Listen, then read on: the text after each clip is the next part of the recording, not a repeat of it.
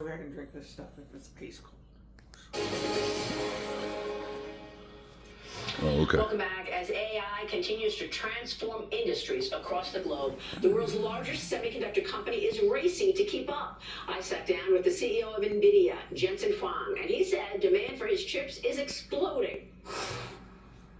It's for sure now we're going to have a very large 2026. You said that you had a backlog, a big backlog, $500 billion in backlog? Yes. Tell us about that. Where are you on that? Well, since I said that a few months ago, that backlog has gotten bigger than that. And so I think we're just seeing, AI has gone from these language models to now going into healthcare, into drug discovery, into manufacturing. This last year we made huge breakthroughs in this area called physical AI, where AI understands the world. It understands causality and the laws of physics, and you can use it for self-driving cars. And of course, we're going to see huge breakthroughs in self-driving cars. It's going to be all over, robotic systems of all kinds. Okay, so the Rubin, is the most advanced chip?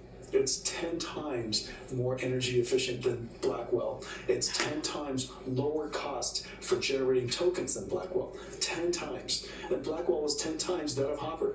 So every single year we're driving up energy efficiency and we're driving down the token costs. This way, AI could continue to be affordable, more clever, more smart, while being more affordable for everybody to use. There's a debate on whether or not China should actually be getting our chips. What's your take? You want to obviously sell to that market, but are there risks with regard to national security? First of all, H200 are not used by their military because their military, like our military, builds on our own chips. And they build plenty of great chips. Huawei and many new startups, they've all gone public this year, hundreds of billions of dollars of market value now in building AI chips. So they have lots of AI chips for themselves.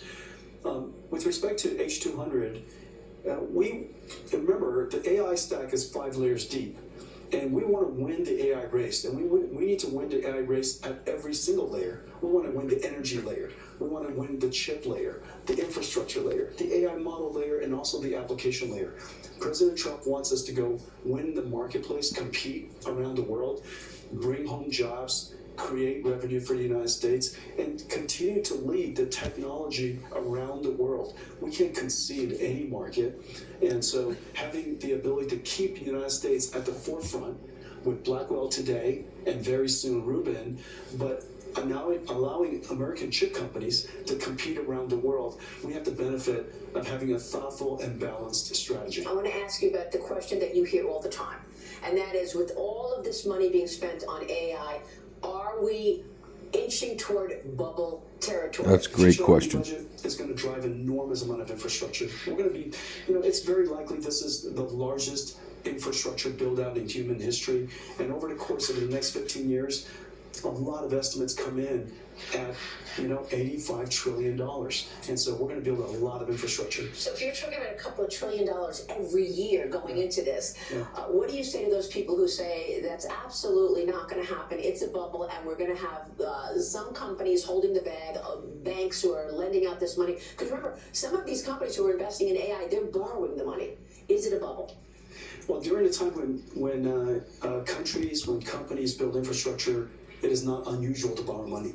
However, we're nowhere near a bubble right now. And the reason why we know that is because every single GPU that Nvidia has in the cloud, and they're in Azure, they're in AWS, they're in their GCP, they're all rented out. They're in CoreWeave, they're all rented out. And in fact, the demand is so high for our GPUs that the spot price of GPUs we sold a couple of years ago are going up.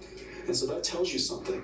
And so demand for Blackwell is incredible. Demand for our next generation product, Rubin, is incredible. Demand for our past generations in the cloud is incredible. My thanks to Jensen Huang. I've got one more thing you need to know about ahead of next week. That's next.